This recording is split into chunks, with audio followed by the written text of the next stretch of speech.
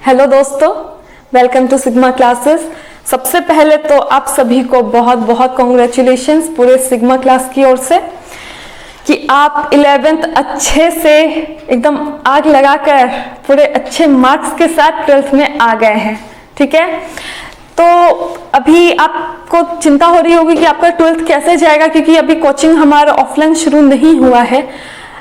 मैं समझ रही हूँ कि बहुत परेशानी हो रही होगी आपको, लेकिन आपके लिए ये सही रहेगा और बाकियों के लिए भी सही रहेगा कि आप अभी अपने घर पर ही रहें। और आपकी इसका मतलब ये नहीं कि आपकी पढ़ाई में दिक्कत हम होने देंगे। मैं और मेरा पूरा ये टीम, हमारा पूरा टीम आपके लिए रोज ऐसे ऐसे वीडियोस लाते रहेगा जिससे आपको पढ़ाई में काफी मदद मिलेगी। और आप एनसीईआरटी लाइन बाय लाइन पढ़ते जाइए और हम उसे एक्सप्लेन करते जाएंगे, और कुछ डाउट होने से हमें इन्फॉर्म कीजिए, हम उसे एक्सप्लेन कर देंगे। ठीक है, तो चलिए शुरू करते हैं। आज हम पढ़ने जा रहे हैं रिप्रोडक्शन इन ऑर्गेनिज्म, और मैं हूं आपकी माधवी मिश्र। तो इस चैप्टर को शुरू करने से पहले मैं एक बात बता देना चाहती हूँ। आपका अभी 12th स्टार्ट हो गया है ना, और बोर्ड्स में आपको अभी अच्छे नंबर लाने हैं। तो एक मेरा एक ट्रिक है, पता नहीं सबको अच्छा लगे या ना लगे, फिर भी एक बार ट्राई करके देख लीजिएगा। मैं चैप्टर पढ़ने से पहले ना एक्सरसाइज के क्वेश्चंस को पढ़ लेती हूँ। वैसे करने से क्या होता है कि जब हम चैप्टर पढ़ रहे होते हैं तो हमारे दिमाग में एक चीज बैठ जाता है कि हाँ ये टॉपिक इंपॉर्टेंट है, इससे रिलेटेड एक हम चीजों को ढूंढ ढूंढ कर पढ़ने लगते हैं। ट्राई करके देखिएगा, कोई बात नहीं, हम चैप्टर शुरू करते हैं। ठीक है, तो चलिए। तो रिप्रोडक्शन इन ऑर्गेनिज्म, ये रिप्रोडक्शन इन ऑर्गेनिज्म मींस ये सिर्फ ह्यूमन या सिर्फ प्लांट के बारे में नहीं है, ये होल ऑर्गेनिज्म के बारे में है। चाहे वो यूनिसेल्युलर हो चाहे मल्टी सेल्युलर है, सब में रिप्रोडक्शन कैसे होता है उसके बारे में हम थोड़ा डिस्कस करेंगे यहाँ। ठीक है, और आपका ये चैप्टर 2 और चैप्टर 3 के लिए ये एक इंट्रोडक्शन चैप्टर ही आप समझ लीजिए, आपको काफी हेल्प मिलेगी इससे। तो इस चैप्टर में हमें क्या क्या पढ़ना है आइए देखते हैं। हाँ, तो सबसे पहले इसमें जो टॉपिक आता है, एनसीईआरटी खोलेंगे तो सबसे पहला जो आपको एक टर्म मिलेगा वो होगा लाइफ स्पैन। मैं बताऊंगी क्या है ये, चिंता ना करें। लाइफ स्पैन होगा पहला आपका। सेकंड आएगा रिप्रोडक्शन, सबको मालूम है 8 से पढ़ते आ रहे हैं रिप्रोडक्शन। उसके बाद से थर्ड आएगा आपका रिप्रोडक्शन के टाइप्स क्या क्या है, एसेक्सुअल एंड सेक्सुअल। उसके बाद अगला टॉपिक आएगा आपका प्री फर्टिलाइजेशन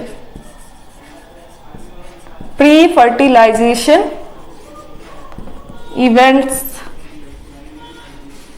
उसके बाद आपका आता है गैमेटोजेनेसिस। प्री फर्टिलाइजेशन में एक्चुअली ये आएगा गैमेटोजेनेसिस। उसके बाद आता है आपका गैमेट ट्रांसफर। उसके बाद आपका आएगा, उसके बाद क्या होगा, फर्टिलाइजेशन होगा। फर्टिलाइजेशन के बाद आएगा आपका पोस्ट फर्टिलाइजेशन। फिर पोस्ट फर्टिलाइजेशन में क्या होगा, क्या बनेगा, जाइगोट बनेगा।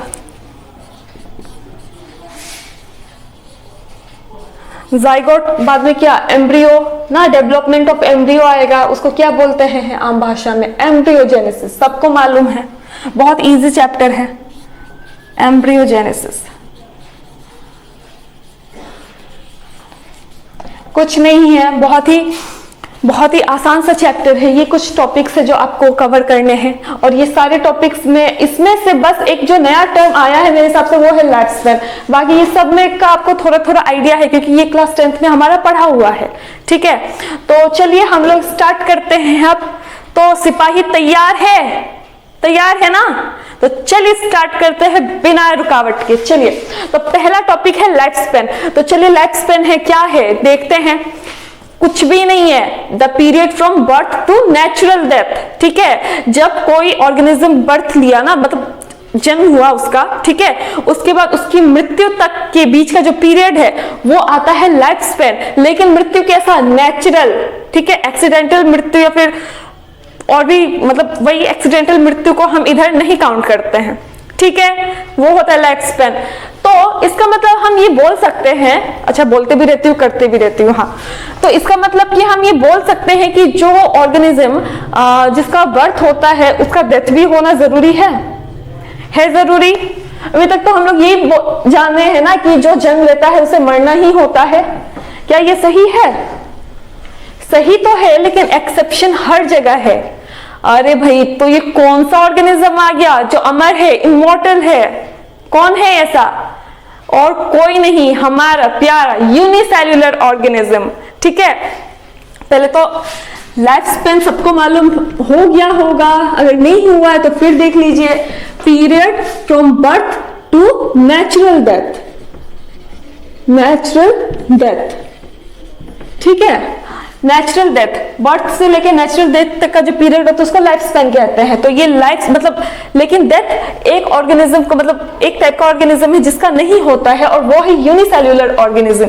एक्सेप्शन है यूनिसेल्युलर ऑर्गेनिज्म। क्यों नहीं होता, कैसे नहीं होता, चलिए देखते हैं। जैसे ये एक यूनिसेल्युलर ऑर्गेनिज्म है, ठीक है, ये क्या करेगा? जैसे ये बूढ़ा होने वाला है, वो क्या करता है? वो नहीं मरता है, वो खुद का अपना जेनेटिक मटेरियल डबल कर लेगा, अपना साइटोप्लाज्म तो कर ही रहा, हाँ, जेनेटिक मटेरियल डबल किया, सॉरी मैं क्या बोल रही हूँ, हाँ, अपना जेनेटिक मटेरियल डबल किया, उसके बाद साइटोप्लाज्म डबल किया, उसके बाद क्या, खुद को 2 डॉटर सेल में डिवाइड कर लेगा। यही करता है ना यहाँ। तो यहां देखिए, यहां इसका डेथ कहां हुआ? नहीं हुआ, ये इसने तो खुद को डिवाइड कर लिया, फिर वो आगे जाकर और डिवाइड होगा, और भी ज्यादा डिवाइड होगा। इधर तो कहीं भी इसका डेथ नहीं हो रहा है। लेकिन आप अभी बोलेंगे, मुझे मालूम है, दिमाग में चल रहा होगा, अगर यूनिसेल्युलर ऑर्गेनिज्म का डेथ नहीं होगा तो ये हम कुछ भी मतलब इसका अपने लैब में काम कैसे करते हैं, बायोटेक्नोलॉजी में कैसे होता है। तो मैं बता दूं कि वो नेचुरल डेथ नहीं है, वो हम उसे मार रहे हैं।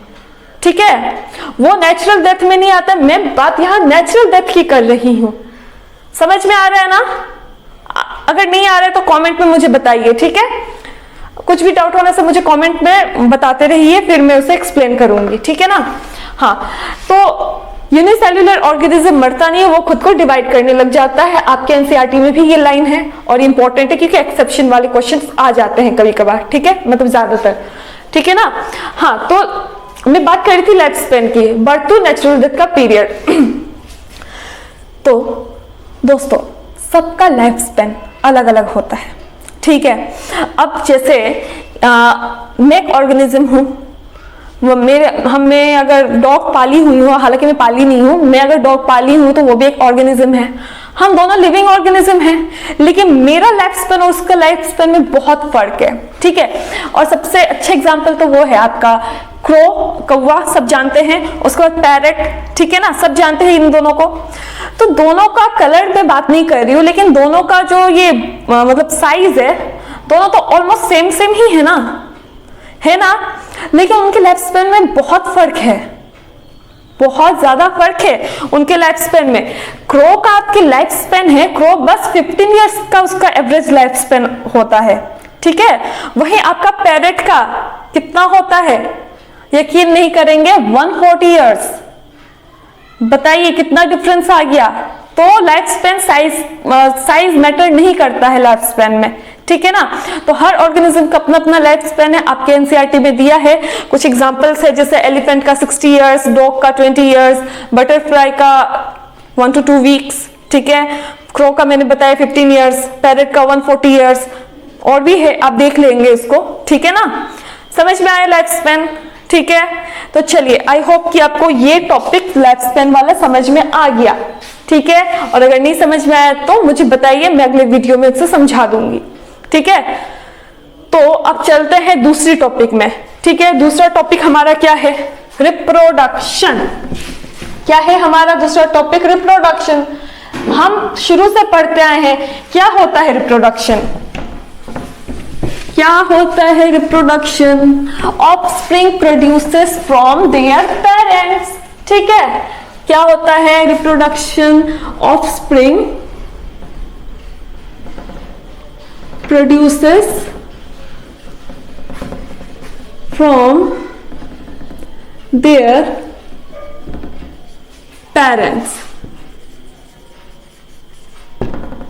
ठीक है, ऑफस्प्रिंग मीन्स क्या, यंग वंस, ठीक है, वो प्रोड्यूस हो रहे हैं उनके पेरेंट्स से, ठीक है ना।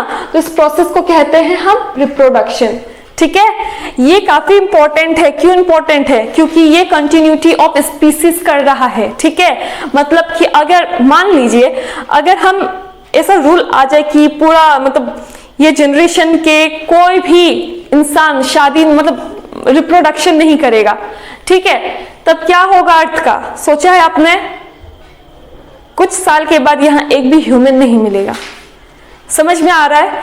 तो ये बहुत जरूरी है कि स्पीसीज जनरेशन आफ्टर जनरेशन आगे जाए, ठीक है ना, उसका एग्जिस्टेंस रहे, ठीक है। तो वो होता है रिप्रोडक्शन। रिप्रोडक्शन इंपॉर्टेंट चीज है, ठीक है। तो रिप्रोडक्शन आपका दो टाइप का है, ठीक है। एक होता है एसेक्सुअल, दूसरा आता है आपका सेक्सुअल, ठीक है। शुरू से पढ़ते आ रहे हैं ना हम, reproduction are of two types, asexual and sexual reproduction. Asexual में क्या होता है? Only single parents are involve, ठीक है। और सेक्सुअल में क्या होता है? Two opposite sex are involve, ठीक है ना, मतलब टू इंडिविजुअल्स आर इन्वॉल्व, ठीक है। एक्सेप्शन वहां भी है, मैं उसे डिटेल में जब पढ़ाऊंगी तब बताऊंगी, ठीक है ना। फिलहाल देख लीजिए, यहां में सिर्फ सिंगल पेरेंट होता है, ठीक है। यहां में टू पेरेंट्स का बहुत जरूरी है, ठीक है। समझ में आया? तो एसेक्सुअल और सेक्सुअल का अपना मेरिट्स भी है, डिमेरिट्स भी है, वो हम आगे चलकर उस बारे में भी बात करेंगे। पहले हम एसेक्सुअल को थोड़ा डिटेल में कर लेते हैं, ठीक है।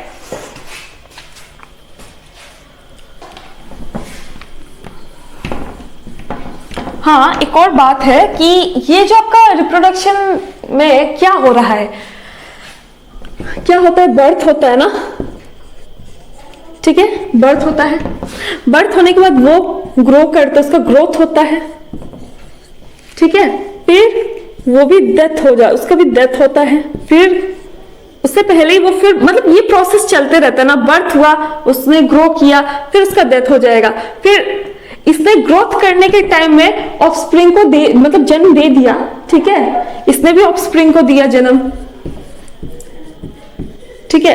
फिर ये भी यही प्रोसेस करेगा, ठीक है, बर्थ, ग्रोथ, डेथ। समझ में आ रहा है? तो ये प्रोसेस चलते रहेगा, चलते रहेगा, चलते रहेगा, जब तक अर्थ है ये प्रोसेस चलता ही रहेगा, ठीक है। तो चलिए बिना किसी देरी के हम लोग शुरू करते हैं सेक्सुअल रिप्रोडक्शन। अरे भाई, सिंगल पेरेंट कैसे जन्म देते हैं जानना है ना? हालांकि जानती हो, लेकिन यहाँ थोड़ा लेवल हाई होगा 10th से, ठीक है। तो चलिए स्टार्ट करते हैं। एसेक्सुअल रिप्रोडक्शन में थोड़े टाइप्स हैं, उन्हें भी देखना है। हाँ, और एक और बात कि एसेक्सुअल रिप्रोडक्शन में जो ऑफस्प्रिंग होंगे वो एग्जैक्ट कॉपी होते हैं अपने पेरेंट के। क्यों होते हैं? मान लीजिए कि कोई एक यहां ह्यूमन का केस लेते हैं, ठीक है, ह्यूमन है ना। हाँ, एक मिनट। हाँ, ये फीमेल, ये मेल, ठीक है। इन दोनों की गैमेट्स जब फ्यूज होता है, ठीक है ना, तब यहां में जाइगोट बनता है। समझ में आ रहा है ना? ठीक है। तो इस केस में क्या हुआ, मैं क्या बताना चाह रही हूं, मदर का भी जीन मिला इसको, फादर का भी जीन मिला, ठीक है ना। समझ में आ रहा है? ठीक है। इसमें दो जगह से इधर जीन आया हुआ है, ठीक है ना। इसलिए ये जो बच्चा है ये ना तो एग्जैक्ट अपने पापा का जैसा दिखेगा, ना ही एग्जैक्ट अपनी माँ का जैसा दिखेगा। हम ये बोल सकते हैं कि इसका नाक किसकी मम्मी से मिलता है तो आंख इसके पापा से मिलता है, लेकिन ये तो नहीं कहते हैं ना ह्यूमंस में कि एग्जैक्ट कॉपी है, मतलब कोई डिफरेंस नहीं हो सकता, मतलब दोनों को अगर खड़ा कर दिया जाए। ऐसा होता है तो रेयर केस में, तो उसमें अगर चेहरा मिल रहा है तो हैबिट मतलब और भी बहुत कुछ है, ठीक है, जो हमें मिलता है उनसे, उसमें काफी डिफरेंस होता है। समझ में आया? क्योंकि इधर दो पेरेंट्स से हमें मिल रहा है जीन, ठीक है। तो इधर इस चीज को हम लोग कहते हैं वेरिएशन। हम ह्यूमन में मतलब जिसमें भी सेक्सुअल रिप्रोडक्शन होता है उसमें वेरिएशन आता ही है, क्योंकि उसके पास जो जीन आ रहा है दो पेरेंट्स से आ रहा है। समझ में आया? लेकिन एसेक्सुअल में ऐसा नहीं है, ठीक है। अब यहां अमीबा है, इसने खुद को एसेक्सुअली रिप्रोड्यूस किया, तो ये तो एग्जैक्ट अपने पेरेंट का जैसा ही दिखेगा ना, इससे इसमें कहां से वेरिएशन आएगा? एक ही है, ये एक ही चीज चलता जाएगा चलता जाएगा चलता जाएगा, तो इधर कोई वेरिएशन नहीं होता। तो जो ऑफस्प्रिंग आते हैं वो एग्जैक्ट कॉपी होते हैं अपने पेरेंट के, ठीक है। तो ऐसे इस चीज को हम लोग एक टर्म देते हैं, एक टर्म यूज करते हैं इसमें, उसको उसे बोलते हैं क्लोन, CLON, क्लोन, ठीक है। मूवीज में, सीरियल में, शक्तिमान सीरियल में काफी डॉक्टर जेकॉल काफी क्लोन बनाया हुआ था, याद है मुझे। तो क्लोन क्या होता है? Exact copy. बिल्कुल, अगर मैं उसे खड़ा करूं, अगर मेरा कोई क्लोन आ जाए तो बिल्कुल भी डिफरेंस नहीं हो सकेगा कि हम दोनों में से माधवी कौन है। समझ में आ रहा है? आ रहा है सबको ना, ठीक है।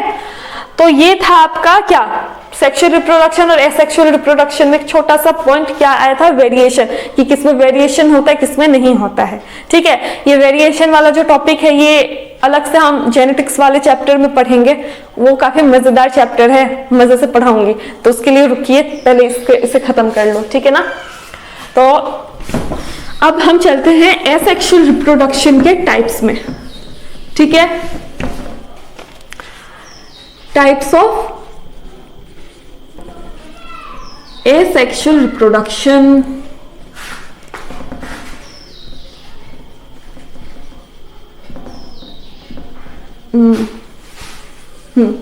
तो अब ये इंपॉर्टेंट है, इसको ध्यान से देखेंगे। एसेक्सुअल रिप्रोडक्शन का काफी टाइप्स होता है। पहला आता है फिजन, ठीक है। फर्स्ट है इसका फिजन। फिजन का मतलब ही होता है टू ब्रेक, मतलब तोड़ देना, ठीक है। फिजन का मतलब ही होता है टूटना, ठीक है। तो वो कितने पार्ट में डिवाइड होगा उस हिसाब से इसमें भी कैटेगरी है, ठीक है। एक होता है binary fission,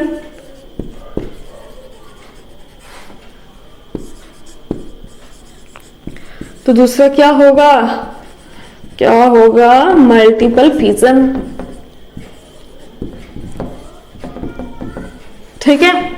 binary fission and multiple fission. Binary नाम से पता चल रहा है, बाई ना मतलब टू, ठीक है। मतलब यहां में जो ब्रेक डाउन होगा वो टू पार्ट में डिवाइड होगा, ठीक है। एग्जाम्पल है इसका अमीबा, ठीक है। इसमें क्या होता है कि अमीबा खुद को, जैसे ये अपना जेनेटिक मटेरियल डबल करके खुद को दो डॉटेड सेल में डिवाइड करता है, ठीक है। तो ये हो गया बाइनरी फिजन, समझ में आ रहा है। मल्टीपल फिजन का एग्जाम्पल, अलग भी एग्जाम्पल मैं दे सकती हूँ, लेकिन हाँ मैं ये बताना चाहती हूँ कि अमीबा भी मल्टीपल फिजन कर लेता है, ठीक है। ये binary fission, generally amoeba binary fission ही करता है, वो फेवरेबल कंडीशन में, ठीक है। लेकिन कभी किसी प्रॉब्लम की वजह से उसका कंडीशन उसके फेवर में नहीं रहा, मतलब during unfavourable condition amoeba multiple fission करने जाता है। वो कैसे होता है आइए देखते हैं। मल्टीपल फिजन के टाइम में क्या होता है कि मतलब अमीबा को खुद को बचाना है, ठीक है। अमीबा खुद के ऊपर, क्योंकि उसका बाहर का कंडीशन उसके लिए ठीक नहीं है, तो अमीबा क्या करेगा, अपने ऊपर 3 लेयर बनाएगा, ठीक है। इसे हम कहते हैं सिस्ट, ठीक है। इस प्रोसेस को बोलते हैं इंसिस्टेशन, ठीक है। ये 3 लेयर बनाया, लेकिन अमीबा को रिप्रोडक्शन तो करना ही है, तो ये अंदर में ही बहुत सारा ये ब्रेक होकर बहुत सारा अमीबा बन जाएगा अंदर में ही, ठीक है। तो जैसे फिर कंडीशन इसके फेवर में आएगा तो ये जो लेयर है, हार्ड लेयर, ये टूट जाएगा, उसमें से बहुत सारे अमीबा निकल जाएंगे, ठीक है। तो इस प्रोसेस को हम स्पोर्युलेशन भी कहते हैं। क्या कहते हैं? स्पोर्युलेशन। समझ में आया? स्पोर्युलेशन, ठीक है। आए समझ में? फिजन समझ में आया, बाइनरी फिजन, मल्टीपल फिजन, ठीक है। दोनों में अमीबा एग्जांपल मैंने दे दिया है, याद करने में आसानी होगी आपको, ठीक है। तो पहला फिजन हो गया एसेक्सुअल रिप्रोडक्शन का, ठीक है, पहला टाइप। दूसरा है आपका क्या है, क्या करूं, फ्रेगमेंटेशन में चलती हूँ, चलिए। दूसरा है आपका फ्रेगमेंटेशन। मिटा रही हूं। आप नोट्स के लिए चिंता मत कीजिए, ठीक है, उसका लिंक मैं डिस्क्रिप्शन में डाल दूंगी और आपको वो नोट्स मिल जाएगा, ठीक है, बिल्कुल चिंता मत कीजिए। चलिए, हाँ, दूसरा टाइप का सेक्सुअल रिप्रोडक्शन है आपका फ्रेगमेंटेशन, ठीक है। फ्रेगमेंटेशन, इसका एग्जांपल है स्पाइरोगायरा। स्पाइरोगायरा इसको मैंने क्लास 11th में भी पढ़ाया था, ठीक है, कोई बात नहीं, फिर से देख लीजिए। स्पाइरोगायरा क्या करता है, जब ये मैच्योर हो जाता है ना, मैच्योर स्पाइरोगायरा खुद को, एक मिनट, मैच्योर स्पाइरोगायरा खुद को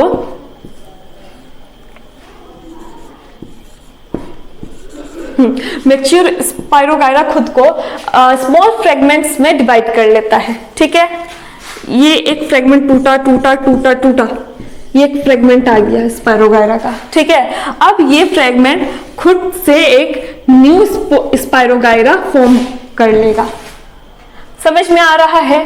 इसे कहते हैं हम फ्रेगमेंटेशन। एग्जाम्पल है स्पाइरोगायरा, ठीक है, समझ में आया सबको? ठीक है, तो हम चलते हैं अब अलग टाइप के एसेक्सुअल रिप्रोडक्शन में, ठीक है, जो कि है बडिंग। बडिंग बहुत ही सिंपल है। बडिंग का एग्जांपल है आपका हाइड्रा। एक्चुअली बडिंग दो टाइप का है, चलिए इसको थोड़ा अच्छे से देखते हैं। थर्ड टाइप का है बडिंग।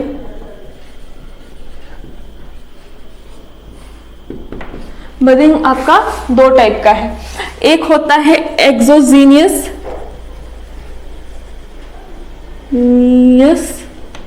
दूसरा होता है एंडोजीनियस। क्या करूं स्टूडेंट्स, आपको तो पता ही है मेरी राइटिंग, शुरू से देख रहे हैं, क्या करते, कोशिश कीजिए समझने का, ठीक है ना, डाउट होने से पूछ लीजिए, समझ सकती हूँ, ठीक है। हाँ, तो क्या एक्सोजीनियस और दूसरा होता है एंडोजीनियस बडिंग, ठीक है। तो एक्सोजीनियस, एक्सो मीन्स बाहर, ठीक है, जो बडिंग बाहर में हो रहा है, बॉडी के मतलब क्या बोलते हैं, बॉडी से बाहर में जो बडिंग हो रहा है उसको कहते हैं एक्सोजीनियस बडिंग, ठीक है। तो उसका एग्जांपल है आपका हाइड्रा और दूसरा है ईस्ट। लेकिन इन दोनों के बडिंग में थोड़ा सा डिफरेंस है, जैसे कि हाइड्रा थोड़ा बनाने की कोशिश करते हैं, ऐसे लंबे लंबे इसके टेंटिकल्स। अभी अच्छे से नहीं बना रही हूं मैं क्योंकि और कंप्लीट करना है, हाँ ठीक है, जैसा भी अभी काम चला लीजिए, ठीक है। ये बना आपका क्या, हाइड्रा बना, ठीक है। तो उसमें क्या होता है कि उसके एक पार्ट से एक छोटा छोटा कुछ स्ट्रक्चर ऐसे कुछ दिखेगा, ठीक है, उसे हम बड कहते हैं, ठीक है। ये थोड़ा सा मैच्योर होने के बाद, थोड़े दिन के बाद थोड़ा मैच्योर होकर एक छोटा सा बेबी हाइड्रा बन जाएगा, ठीक है। उसके बाद जब ये पूरा मैच्योर हो जाएगा तो ये इस बॉडी से अलग होकर एक नया हाइड्रा बना लेगा। अभी थोड़े सॉरी, हाँ, डायग्राम के लिए ऐसे देख लीजिए। हाँ, बॉडी से निकलने के बाद ये दूसरा एक नया हाइड्रा बना लेगा, ठीक है। वो बेबी हाइड्रा एक मैच्योर हाइड्रा हो गया, ठीक है। अब फिर ये प्रोसेस चलता जाएगा, ठीक है ना। तो ये हाइड्रा एक्सोजीनियस बडिंग हो रहा है इसमें, ठीक है, बाहर हो रहा है ना बॉडी के, ठीक है। ईस्ट में भी एक्सोजीनियस ही होता है, लेकिन थोड़ा सा डिफरेंस है इन दोनों में। उसमें क्या है, ईस्ट में सैक्रोमाइसिस सेरेगेसी में क्या है, उसी का साइंटिफिक नेम। ईस्ट में क्या होता है, जैसे कि ये ईस्ट है ना, ठीक है, इसका बडिंग बॉडी के बाहर ही होता है, लेकिन वो हाइड्रा की तरह बॉडी से सेपरेट नहीं होता है। समझ में आ रहा है? हाइड्रा का बडिंग क्या था, हाइड्रा में जब बड हुआ तो मैच्योर होने के बाद बॉडी से सेपरेट हो गया और खुद एक मैच्योर हाइड्रा बन गया, ठीक है। लेकिन ईस्ट में ऐसा नहीं हो रहा है, वो अटैच्ड रहता है बॉडी से। समझ में आ रहा है? दोनों में फर्क समझ में आ रहा है ना, ठीक है। तो ये था एक्सोजीनियस बडिंग, ठीक है। अब हम चलते हैं एंडोजीनियस बडिंग में। एंडोजीनियस बडिंग मतलब बडिंग बॉडी के अंदर में हो रहा है, ठीक है। इसके एग्जाम्पल आपके बुक में भी काफी सुंदर सा डायग्राम दिया है, कुछ ऐसा स्पॉन्जेस का दिया हुआ है,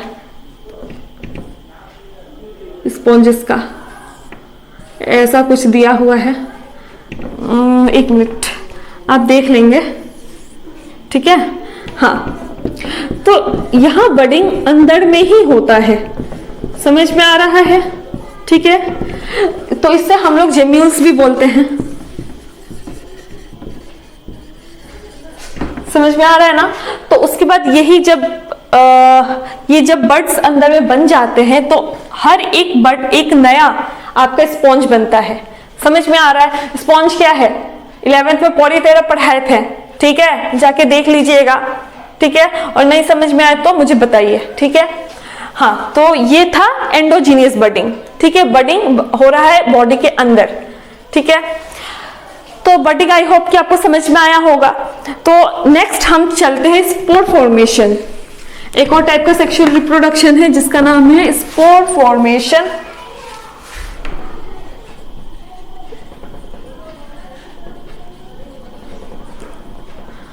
हाँ, स्पोर फॉर्मेशन। स्पोर फॉर्मेशन किस में होता है आपका, क्लेमाइडोमोनस में होता है, पेनिसिलियम में होता है, ठीक है। जनरली फंजाई में ही होता है, ठीक है। क्लेमाइडोमोनस में भी हो जाता है लेकिन ज्यादातर फंजाई में होता है, ठीक है। तो चलिए, स्पोर फॉर्मेशन में हम क्लेमाइडोमोनस क्या करता है, बाइफ्लैजिलेटेड ज़ूस्पोर्स वो प्रोड्यूस करता है, ठीक है। जैसे कि ये स्पोरेंजियम है, ठीक है, क्लेमाइडोमोनस का, इसी में से बाइफ्लैजिलेटेड ज़ूस्पोर्स बनकर निकलते हैं और ये हर एक ज़ूस्पोर्स एक नया क्लेमाइडोमोनस बनाता है, समझ में आ रहा है। तो इसे कहते हैं स्पोर फॉर्मेशन। इसमें स्पोर्स कौन सा है, ज़ूस्पोर्स है, बाइफ्लैजिलेटेड, दो फ्लैजिलो वाला ज़ूस्पोर्स है, समझ में आया, ठीक है। तो क्लेमाइडोमोनस प्रोड्यूसेस बाइफ्लैजिलेटेड ज़ूस्पोर्स, याद रहेगा, ठीक है। उसके बाद से दूसरा है पेनिसिलियम। पेनिसिलियम क्या है, मल्टीसेल्युलर फंगस। वो क्या करता है, Penicillium produces chain of spores called conidia, ठीक है। पेनिसिलियम कुछ ऐसा होता है, पेड़ जैसा, ऐसा होगा।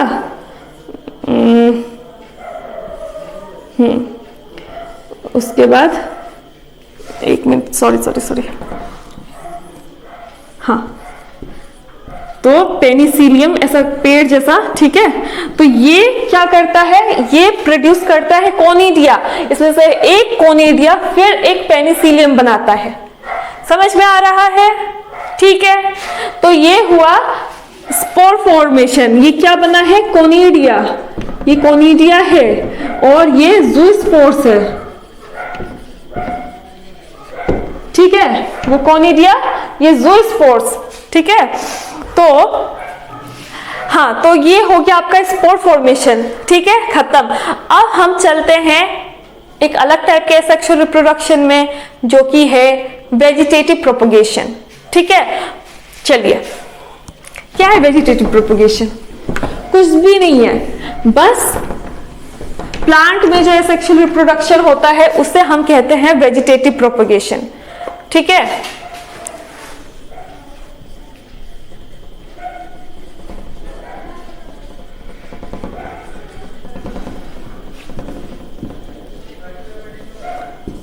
ठीक है, मैं बता दूं, प्लांट्स में ना अगर फ्लोरल पार्ट यूज नहीं हो रहा है रिप्रोडक्शन में तो पूरा कहलाता है वेजिटेटिव प्रोपगेशन, समझ में आ रहा है। क्योंकि फ्लोरल पार्ट से ही आपका सेक्सुअल रिप्रोडक्शन होता है उसमें, क्योंकि उधर ही तो ओवरी आपका ये सब प्रेजेंट होता है ना। तो आपका ये, हाँ, ये आ गया vegetative,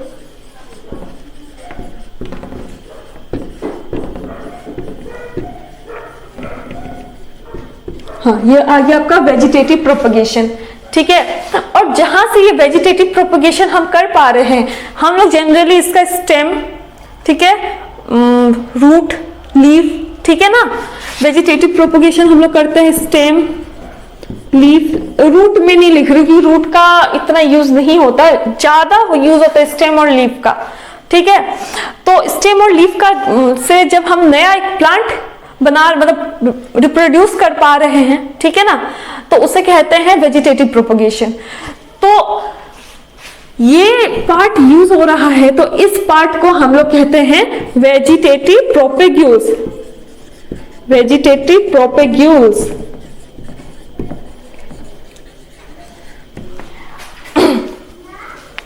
The part of a plant from which a new plant develops is called vegetative propagules।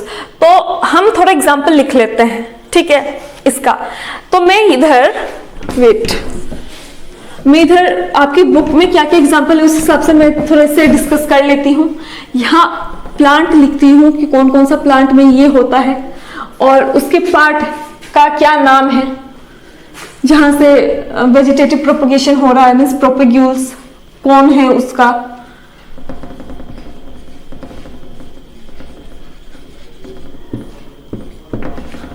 ठीक है, तो क्या क्या आपके एनसीईआरटी में दिया है? पोटैटो है, onion, ginger, Bryophyllum,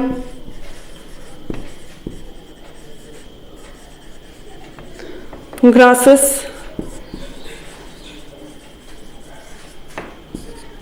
water hyacinth,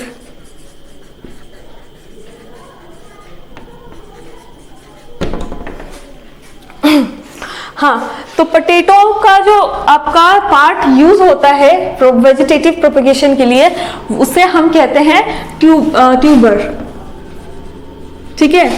और हालांकि आपका वो स्टेम ही है, लेकिन ये मॉडिफाइड स्टेम है जिसका नाम है ट्यूबर, ठीक है। अनियन का है आपका बल्ब, जिंजर का है आपका राइजोम, ब्रायोफाइलम का है आपका लीफ, ग्रासेस का रनर, वाटर हियासिंथ का ऑफसेट, ठीक है। हाँ, तो ये पोटैटो, अनियन, जिंजर, ग्रासेस, उसके बाद से ये वाटर हाइसिंथ, ये सब जो है ना, मतलब ब्रायोफाइलम को छोड़ के जितना भी मैंने एग्जांपल दिया है वो सब मॉडिफाइड स्टेम ही है, ठीक है। लेकिन यहाँ उसका नाम चेंज कर दिया गया है क्योंकि वो मॉडिफाई है तो उसका नाम भी इधर अलग है, ठीक है।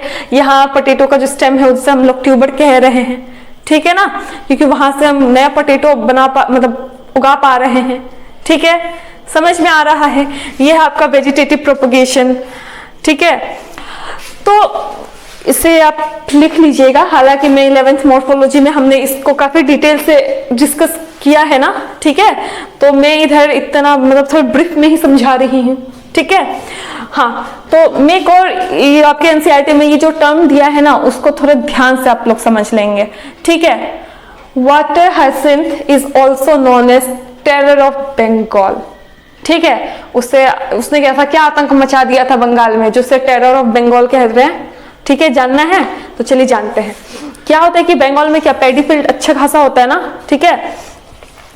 तो क्या था कि ना वाटर हाइसिंथ जो है ना बहुत ही खूबसूरत है, पता है, मुझे भी बहुत पसंद है। पर्पल कलर का होता है, यहाँ नॉर्थ ईस्ट में काफी होता है, ठीक है ना। तो वो इंडिया में एक्चुअली होता नहीं था, तो उसे बाहर से लाया गया था क्योंकि वो काफी खूबसूरत है, ठीक है ना। तो उसे लाकर उसे लगाया गया, तो इतना जल्दी रिप्रोडक्शन करता है, इतना जल्दी करता है। उसका ऑफसेट है ना, मतलब जैसे कि वो पानी में होता है, ठीक है। जैसे कि ये रूट, यहाँ पे इसका लीफ, ऐसा कुछ फ्लावर होता है, अभी मैं बना नहीं पा रही हूँ। हाँ, उसका ऑफसेट काफी स्ट्रॉन्ग होता है। ये भी स्टेम ही होता है लेकिन काफी स्ट्रॉन्ग होता है और ये बहुत जल्दी फैलता है, ठीक है। इतने जल्दी ये फैला कि इस वाटर का जितना भी न्यूट्रिशन था सब इसने ले लिया, तो पैडी फील्ड के लिए नहीं बचा, ठीक है ना। तो बहुत ज्यादा दिक्कत आने लग गई वो वहां के प्लांट्स को, ठीक है ना। समझ में आ रहा है? ठीक है, इसलिए इसे कहते हैं टेरर ऑफ बंगाल। समझ में आया? ठीक है। Water hyacinth also known as terror of Bengal. समझ में आया? ठीक है, ये था आपका एसेक्सुअल रिप्रोडक्शन। समझ में आया? तो अब हमने क्या क्या पढ़ा? अभी हमने पढ़ा लाइफ स्पेन, ठीक है, the period from birth to death, ठीक है। लाइफ स्पेन के बाद हमने कुछ एग्जांपल्स देखे किस किस ऑर्गेनिज्म का कितना लाइफ स्पेन। एग्जांपल डॉग का 20 इयर्स होता है, ठीक है ना। उसके बाद हमने क्या पढ़ा? रिप्रोडक्शन, ठीक है ना। उसके रिप्रोडक्शन में क्या टाइप्स ऑफ रिप्रोडक्शन, तो उसमें क्या एसेक्सुअल, एसेक्सुअल में क्या क्या आता है? फिजन आता है, बडिंग आता है, फ्रेगमेंटेशन आता है, स्पोर फॉर्मेशन आता है, और क्या आता है? और ये वेजिटेटिव प्रोपगेशन, ठीक है। और कुछ छूट रहा है? छूटने से बताइएगा। हाँ, इतना हमने पढ़ा, ठीक है। उसके बाद अब हमें पढ़ना क्या है? क्या पढ़ना है? सेक्सुअल रिप्रोडक्शन, ठीक है। अब ये सेक्सुअल रिप्रोडक्शन हम नेक्स्ट क्लास में डिस्कस करते हैं, ठीक है। अगर आपको ये वीडियो अच्छी लगे तो लाइक तो कीजिए, सब्सक्राइब भी कीजिए चैनल को, लेकिन सबसे इंपॉर्टेंट अभी पैंडेमिक चल रहा है तो ज्यादा से ज्यादा बच्चे पढ़ सके इसलिए इसे शेयर जरूर करें, ठीक है। Thank you, all the best.